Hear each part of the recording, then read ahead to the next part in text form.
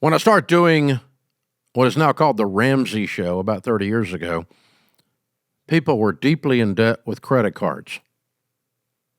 Well, guess what? 30 years later, people are still deeply in debt with credit cards. Turns out people can't seem to live on what they make. They can't act their wage. Some things never change. Same thing's true about leadership. When I started running Ramsey 30 years ago, started growing it from a card table in my living room, there was all these leadership reports out that people were dissatisfied with their leaders in corporate America. Well, they've always been dissatisfied with the leaders in corporate America because there's always a set of twerps running around out there doing it, right? And there's always some good people in corporate America, even though I pick on them all the time, but a bunch of good people running businesses all over America that do a good job with leadership. They're strong leaders, they're kind leaders, they're servant leaders, they care about their team. They're always out there, but there's always, enough people that don't lead well or don't lead at all that you have negative surveys coming in on the state of leadership in America today. So Gallup.com, 6 worrying workplace numbers. Some things never change. And what you can do about them. Are the latest changes in the world of work keeping you up at night? From faltering trust in managers to the potentials of robots replacing jobs, employees and organizations alike may be concerned about what the future holds for the workplace. Here are some of the most concerning insights Gallup has discovered this year. Well, let's go through them. Number one, 23%, only 23% of U.S. employees strongly agree that they trust the leadership of their organization. Well, what we say around Ramsey is that we move at the speed of trust. And there's only two possible reasons why a team member would not trust the leadership. Number one, the leadership is not trustworthy. They're inconsistent. They're horrible communicators. They're not worthy of trust. They're not predictable in their environment. If you want to trust that the chair is not going to break and throw you in the floor, then you check it, and if the legs are steady, you sit down on the chair, it doesn't collapse, you don't land in the floor. You trusted the integrity of the chair because you checked it. It was trustworthy. That's a leader. Has to be predictable environment. When I sit on the chair, it needs to sit. It doesn't need to go in the floor. It needs to be predictable. Integrity is predictable. Lack of integrity is sadly predictable, but it's really not because you don't know where they're going to go. But if you know, if I do X, always Y is going to happen, positive or negative. But if I do X 100% of the time, leadership around here does Y. As soon as if someone does that, they're gone. If someone does that, they get promoted. That's a predictable environment. That's integrity. Then the leadership is trustworthy. The other possible reason that an employee says they don't trust the leadership of the organization is they're arrogant, immature. They were born on third base and thought they hit a triple. Just came out of college and have the answer to everything, and you don't know spit. And so because someone's not going around with your arrogant but little 24-year-old idea, then they're not trustworthy. Well, you're the idiot, not the leadership. And so sometimes it's not leadership's fault, right? Sometimes it's the little arrogant, immature idiot, right? And that's leadership's fault because they hired that person. But anyway, worse than that, they kept them. But that's, but what these polls always indicate is that leaders are horrible. Well, most of the time leaders are medium. They don't have courage, they don't communicate well, and they don't create predictable integrity patterns, values. And then they don't trust the leadership. And that's where leaders fall down. But it isn't like the leader's a crook. Now, you get trolled or whatever, and I always tell the young people, listen, everybody that disagrees with you is not a narcissist. They just told you you're wrong, that's all. And you might be wrong. So you need to shut up and think about that. But so that's the trust issue with leaders, if your team is not trusting you, it's probably because you're not telling them enough information, you're not giving them enough communication, and you're probably not consistent enough in the requirements of excellence through the organization. Number 2, only 23% of employees strongly agree that they get the right amount of recognition for the work they do. The human need for affirmation is insatiable. There are 2 things that never get enough: a bulldog needing to eat and a human being needing affirmation. I used to have a pug that would eat until it would die. The only way it quit eating is we picked up the food or it died. There was no stopping it. And we're the same way with our need for affirmation. No one gets enough attaboys. I'm Dave freaking Ramsey. When I walk around out there in public, one of 2 things happens if someone knows who I am. They run up and they say, "Thank you for changing my life," or they say, "You're a complete idiot. I hate everything you do. I trash YouTube all the time because I hate you." One of 2 things happens, and most of the time that doesn't happen because most people don't have that kind of courage. They tend to do that in the comments instead of in person, right? But anyway, that's the 2 reactions to me. But my point is, I get a lot of affirmation. And even me, I could use some more. Everybody could use some more. So you can always, as leaders, the lesson from this one is you can always give more recognition. You can always say, "That a boy, that a girl, way to go, you're awesome." You can never say it too much. For God's sakes, walk around the building and try to catch somebody doing something right instead of catching everybody doing something wrong. We have to, as leaders, we have to actually almost like put it on our calendar. Okay, I'm going to get up from my desk at 11:15 and walk out of my office and find somebody doing something right. Because we don't naturally do it. We naturally gravitate towards fixing broken stuff instead of finding people doing something right and going, "You are amazing. You're a stud. Studette, get it done. Way to go. I'm so proud of you." More than half of employees, 53%, say they don't feel prepared to work with AI. Well, crap, where's the other 47%? None of us are prepared to work with AI. That should be 100%.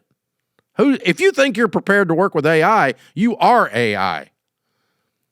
Oh my God, there's no possible way.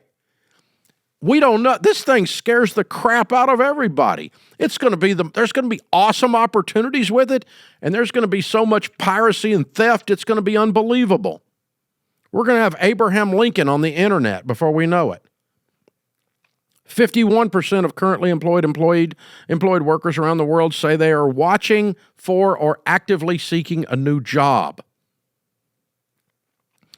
Well, we certainly have folks leave Ramsey from time to time, and we try to do that with class when they do it with class, and wish them the best because we love them and we want what's good for them. And if they get an opportunity to make a lot more money or do something that they love more than they love here, then we try to help you do that. But if you're going to spend all your time while you're at work looking for another job, you probably ought to just go. So it doesn't take that long to find a job in this economy.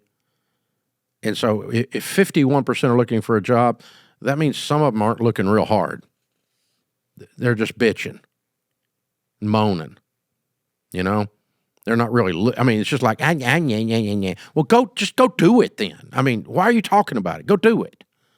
That's the thing. So our guys, I tell our guys all the time, listen, when your spirit leaves the building, for God's sakes, take your body with it. That's the thing. I don't work out 2-week notices hardly. We work out a couple days of them sometimes to get some stuff transferred. But, it's nice. It's classy for a team member to turn in a 2-week notice. But you know what they do the last week of the 2-week notice? Nothing. So it's other than talk about all the reasons they're leaving, which is kind of dumb to leave the poison apple in the barrel. So let's get them on out of here. So we just help you move. It's good. Just move on your way. When your spirit leaves, take your body with it. Only 2 in 10 employees, 20%, feel connected to their organization's culture. Well, most of that is leadership. That is a leadership breakdown. And you have to spend a certain amount of time in leadership building culture and communicating culture and encouraging culture. If you don't, you'll have a negative culture. Everybody has a culture. It's just whether it's negative or positive. The last one by Gallup, only 4 in 10 employees, only 40% report unethical behavior at work if they have firsthand knowledge of it.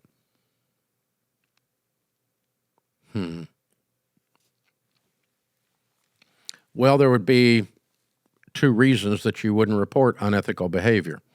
One is you think it's condoned, and reporting it is useless and might actually get you in trouble. They might give you an eye roll and go, "Oh, don't worry about it." That if you think they're going to do nothing about it because you think it's condoned, then you wouldn't report it. Or the second reason is that you don't care enough about the organization, the good of the organization, to make sure that unethical behavior is removed. So, like one of the examples around here at Ramsey is unethical behavior would be when a man speaks to a lady or treats a lady in a way that makes her feel uncomfortable. We don't tolerate that here. We don't do creepers. I'll fire your butt if you're a creeper. Okay? And so, my daughters work here. We're not going to have sexual harassment. We might have a murder, but we're not going to have sexual harassment, all right? We don't do creepers. And so the ladies here, if they identify that someone's doing that, I have to have an environment where they know we're going to act on them bringing that kind of behavior forward. And over 30 years, we've had it come up a few times. Nothing super serious, but, just people that don't seem to, like they were raised by wolves and they don't know how to be a gentleman. I don't know. They think it's appropriate to say something and, no, you don't keep your hands to yourself, you goob. And so, but anyway, yeah, so you have to sit down and talk to some of these guys and go, look, we don't do creepers, and so you're going to have to keep your eyes and your hands to yourself, and certainly your mouth and your crude jokes or whatever it is you're doing. You're going to stop that stuff. So, but a lady has to feel a safe environment. And I'm not talking about the legal aspects of this. I'm talking about building culture of trust.